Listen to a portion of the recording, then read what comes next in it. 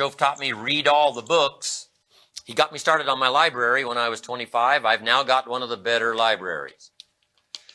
If you saw my library today, you would be impressed. You would probably say, no wonder Mr. Rohn was invited to come, talk to us one more time. Look at this library. No wonder he's invited to speak around the world. Look at this library.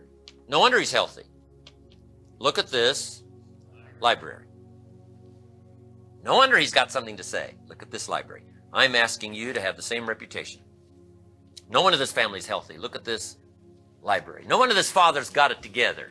Lacks not the vocabulary nor the stories to articulate for his family the vision of the future. Look at this library. No one of this mother's super confident, striding into the future with her children, arms around her children, confidently taking them into the 21st century. No wonder she's confident. Look at this library.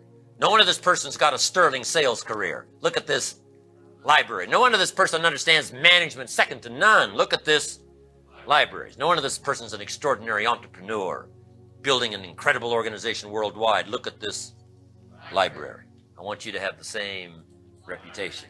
Got to build a library. I haven't read everything in my library, but I feel smarter just walking in it. My library.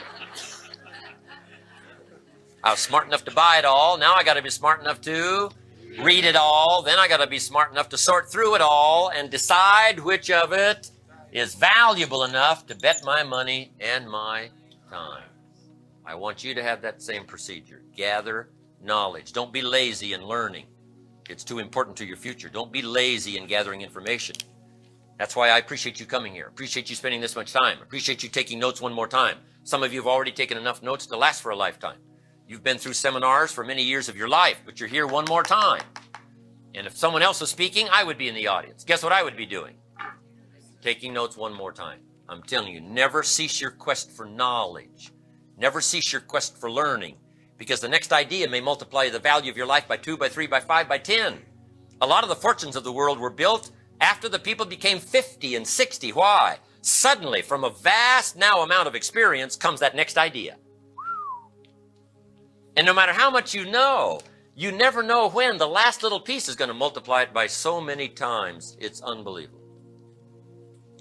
We in the Millionaires Club invite a billionaire once in a while. Come talk to us.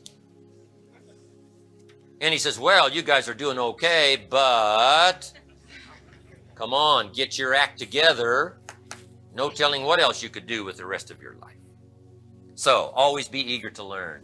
Always be eager to gather up that next bit of information that can explode your life into all kinds of equities and values. Read the books. Now, Shof recommended 3. Let me give you those. He recommended more, but these were the 3 that got me started. One was the Bible. My parents made sure I was a pretty good scholar by the time I was 18, 19. The Bible, what a collection of stories. What a collection of vision. What a collection of poetry and history. What a collection of nuances, ways to say it unmatched by any other collection of documents that I know of. The Bible. Number 2 was a book called Think and Grow Rich. Think and Grow Rich. Shof said to me, Mr. Rohn, doesn't that title intrigue you? I said, yes, sir. He said, wouldn't you have to get that book? I said, yes, sir. So I went searching for it. Guess where I found it? In a used bookstore. I paid less than 50 cents for it. I've still got the copy. Found out later it was a rare hardback cover.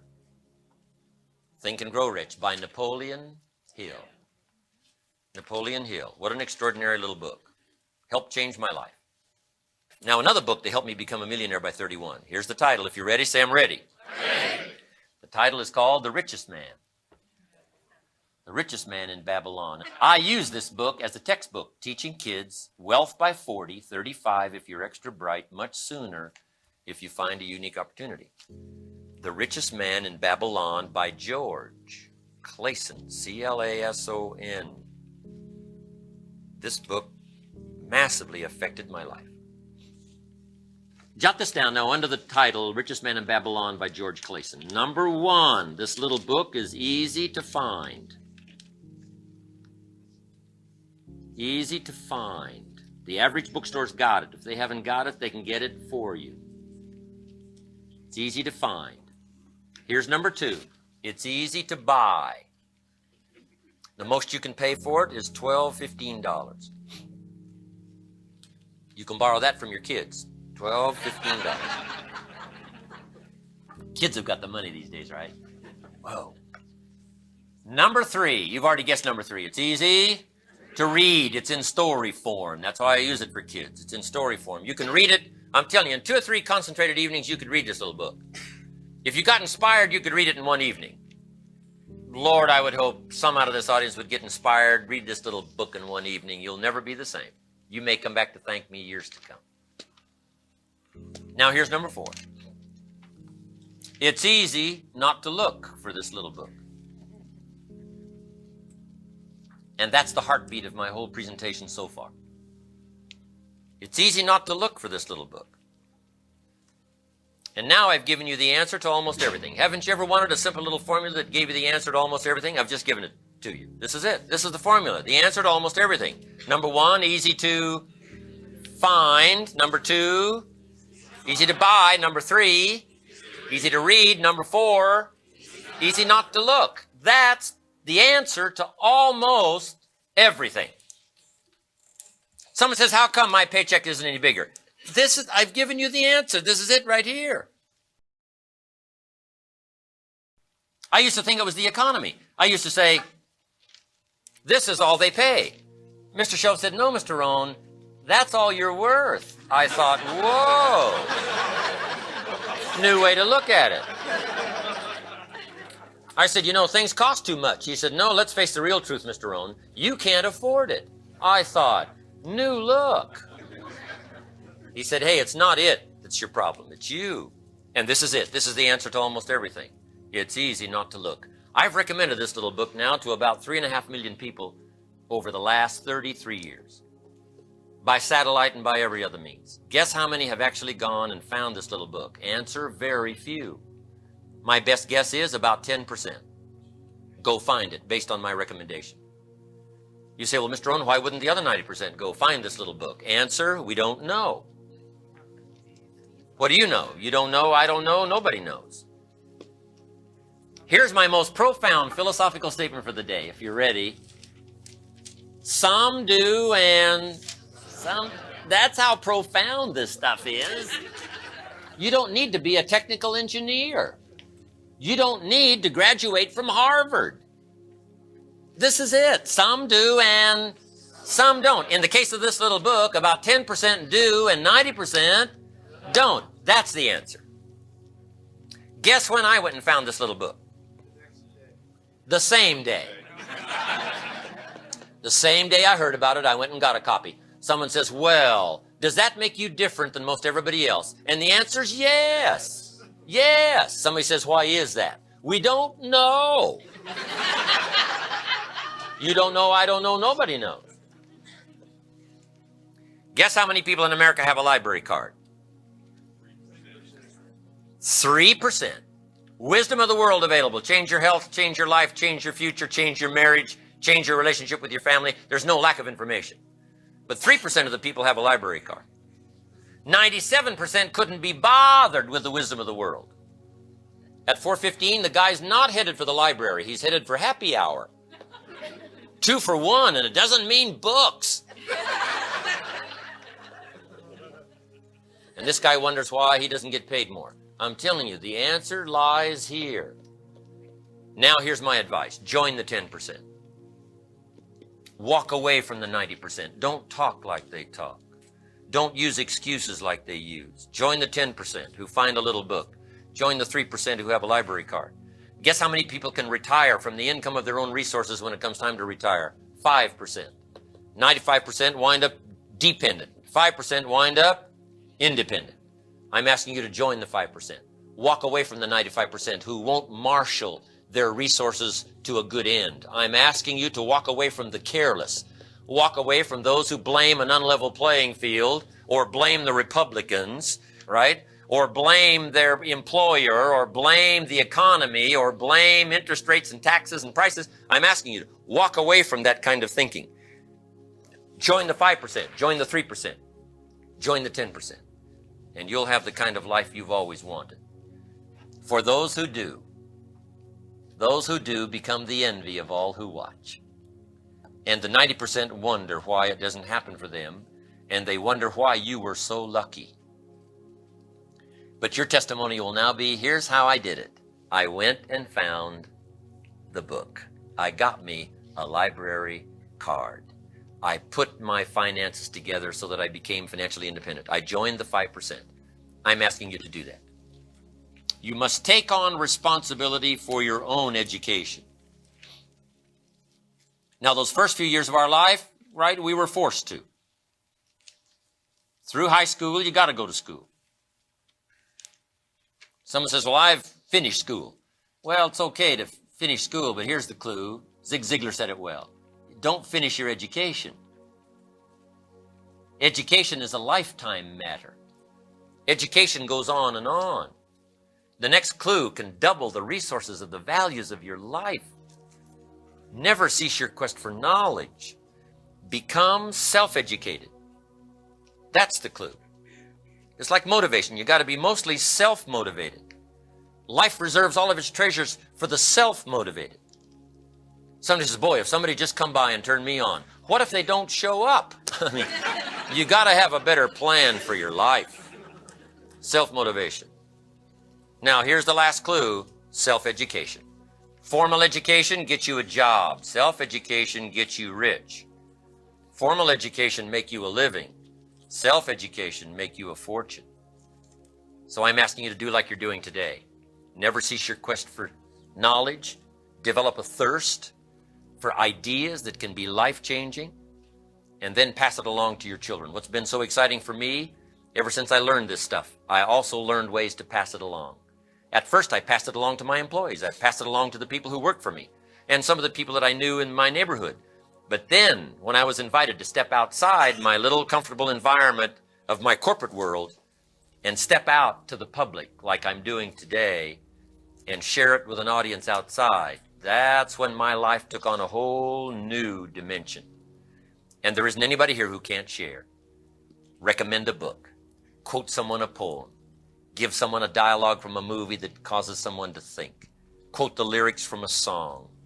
Give someone the benefit of just a minute or two of your experience. It may be a light in a dark place that'll help somebody to walk out of the shadows and into the sunlight. You need a good library. Shilf got me started on my library. Any home over $200,000 has got a library. Why do you suppose that is? Wouldn't that make you curious? How come every home over $200,000 has got a library? Does that tell you something? Does that educate you at all? You say, well, I can't afford a $200,000 home. It doesn't matter what size home. Take your present apartment, clean out a closet, call it your library, and start acting intelligent. And start this process like I did. Start developing a library. Here's what your library needs to show: that you're a serious student of health and life, spirituality, culture, uniqueness, sophistication, economics, prosperity, productivity, sales, management, skills, values of all kinds. Let your library show you're a serious student. Don't be casual in learning. Don't be lazy in learning. Information is the key. Okay? Learning is the beginning of wealth. Learning is the beginning of health. Learning is the beginning of prosperity. Learning is the beginning of democracy, the beginning of freedom. All values, all virtues start with the learning process. So don't be lazy in learning. Don't be lazy in gathering the library that'll teach you and instruct you. Here are some key sections to put in your library called mental food. In fact, we call it food for thought. It's so important to nourish the mind, not just the body, but nourish the mind. Key phrase. Now it needs to be well balanced. You can't live on mental candy. Somebody says, well, I just read this positive stuff. That's too second grade. You've got to get out of second grade. You can't just be inspired. You've got to be taught. You can't just be inspired. You've got to be educated. Here's a good book. It's called How to Read a Book. Good title. How to Read a Book by Mortimer Adler. Now, in this book, How to Read a Book, not only does he give you some good suggestions on how to get the most out of a book. It's one thing to read it. It's another thing to get the best out of it. He'll give you some techniques on how to get the best out of a book. It's very good. But here's what's also in his book, How to Read a Book. A list of what he calls the best writings ever written. The best writings ever written. I've used it as a centerpiece for my library. So I'm just asking you, take a look. If it suits you, fine. If it doesn't suit you, hey, keep looking until you find something to suit you. But well balanced. Let me give you some of that balance. Number one, history. We've all got to have a sense of history. American history, national history, international history, family history, political history. We all need a sense of history. Be a good student of history. Here's a good book, Lessons of History by Durant. Lessons of History by Durant. This little book is only 100 pages, but I'm telling you, it's so well written, you'll be intrigued, as I was. This little book, Lessons of History by Durant. Next is philosophy. Durant also wrote a good book on philosophy. The Story of Philosophy. It's got a good rundown of the key philosophers of the last several hundred years, what they taught and some of the lives they lived. You might find it a little difficult, but hey, you can't just read the easy stuff. Key phrase to add here in parentheses, don't just read the easy stuff. You won't grow. You won't change. You won't develop. Tackle the more difficult stuff. Next is biographies and autobiographies, the stories of successful people, unsuccessful people. There's some dramatic stuff, right? Over the last 100 years, it's been written, biographies and autobiographies. Here's one of the best, the Bible. The Bible is a unique book because it's got a list of human stories on one side of the ledger, another list of human stories on the other side of the ledger. One's called examples, and the other's called warnings. And here's what we've got to have on biographies and autobiographies, both warnings and examples. Next, accounting. Got to have a little, at least primary view of accounting. Kids have got to start learning the difference between a debit and a credit. Next is law. We all need, right, a little bit. You don't have to be a lawyer, but you got to know contracts, what to sign, what not to sign, backups, good advice, how to be safe rather than sorry. All of us need a little law, not a lawyer, but a little law, especially these complicated days. Everything's in court these days. I'm asking you to study a little law, know what to sign, know how to defend yourself. Say, hey, we'll get back. Don't sign too quickly. I mean, there's all kinds of things here. Be a student. Don't be lazy in learning. How to defend as well as nourish. How to grow as well as take care of your enemies. You got to learn. Let your library indicate that you're a serious student about personal relationships with your family, gifts and skills, economics, and all the rest. Here's the next one. Economics. I've been teaching kids for the last 18, 19 years. How to be rich by 40. 35 if you're extra bright. Most kids think they're extra bright. They go for 35. Or much sooner if you find a unique opportunity. Be a student of economics. Next, culture, sophistication. Don't leave that out of your life. Culture, sophistication. Culture is part of the fabric of the nation. Culture is what makes us different than dogs and animals.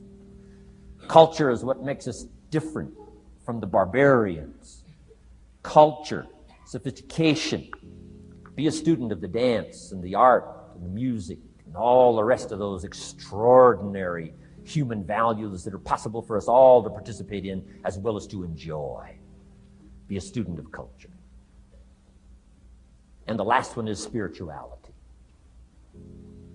Study it from the Bible and all the related books about spirituality. If you're a believer, study and practice. Let your library show you're a serious student.